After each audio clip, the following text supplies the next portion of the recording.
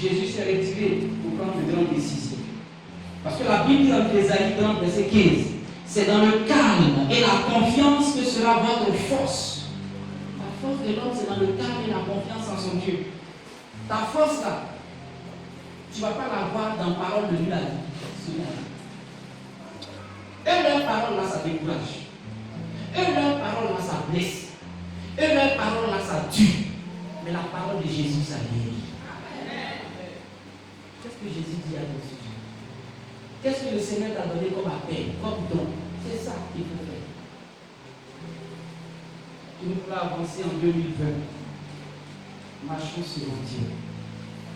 Il y a quelque chose qui nous donne la force et renouvelle nos forces. C'est lorsqu'on se retire dans un lieu calme, reposant et paisible et qu'on écoute Dieu. Je vais te dire une chose, c'est que le silence, c'est un environnement dans lequel les grandes idées naissent. Les grandes idées, c'est dans le silence. Les grandes idées, ce n'est pas dans le bruit. Vous voyez, les grands penseurs, les grandes personnes qui font des inventions, ceux qui ont inventé la lumière aujourd'hui et puis ça éclaire, ce n'est pas dans le bruit, hein, c'est dans le silence qu'ils ont reçu. C'est pas dans le bruit, la vie, ils se sont retirés. Et puis dans le silence, le Seigneur dit, voilà comment tu vas faire, tu vas créer lumière.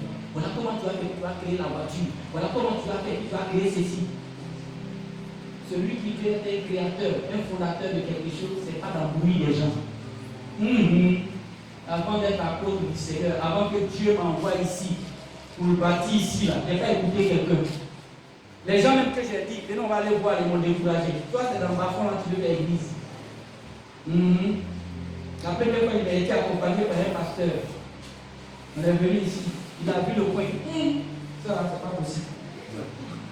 Et il est parti. C'est quand je suis venu, moi seul ici, dans le champ des maniocs, moi seul ici, et que j'ai commencé à prier, Dieu me détruit. Si tu veux écouter les gens, tu ne vas pas avancer. Je vais te dire. Si tu veux écouter les gens, tu ne vas pas avancer. C'est Jésus qu'il faut écouter. Tu as écouté Jésus, Dieu va te donner le secret de la victoire. Tu as écouté Jésus, Dieu va te donner le secret de la prospérité. Tu as écouté Jésus, Dieu va te donner le secret de la grâce. Ce n'est pas dans la bouche des hommes que ça va sortir. C'est dans la bouche de Dieu. Recherche ce qui sort de la bouche de l'Éternel.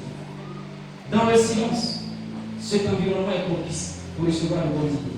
Il y a des moments où vous ne devez plus voir même les gens, des moments où vous devez concentrer, vous devez vous concentrer sur Jésus, sur Dieu. Alléluia. Concentre-toi sur Jésus, ne te concentre pas sur les hommes. Alléluia. Et je crois que nous devons avoir un lieu de refuge, un lieu hors de la portée normale de la vie, un lieu où l'on peut se retirer pour avancer et se concentrer sur le Seigneur. Sors de ces bruits et regarde à Jésus-Christ de Nazareth. Il y a des gens dans la vie qui n'ont pas fait bruit. Ils sont sortis comme ça et puis on a vu qu'ils ont opéré des choses exceptionnelles. Et il y a un homme comme Joseph d'Arimathée. On ne parle même pas de lui quelque part. Alléluia.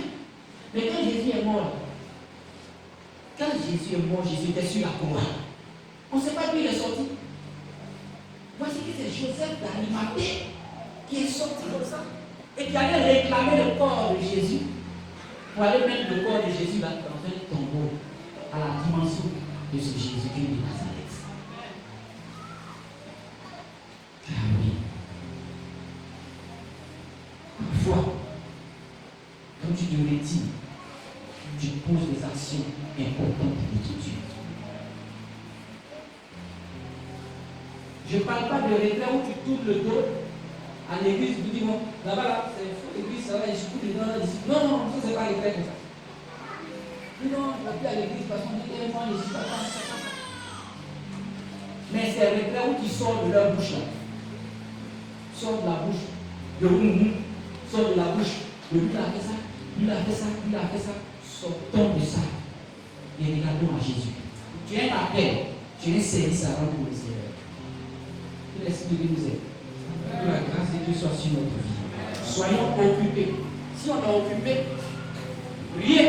ne peut nous arracher de l'amour du Seigneur. Mais si tu n'es pas occupé, c'est un danger pour toi. Tu vas mourir, mon frère. Celui qui n'est pas occupé dans la paix de Dieu, là, il meurt vite. Sois occupé pour Jésus.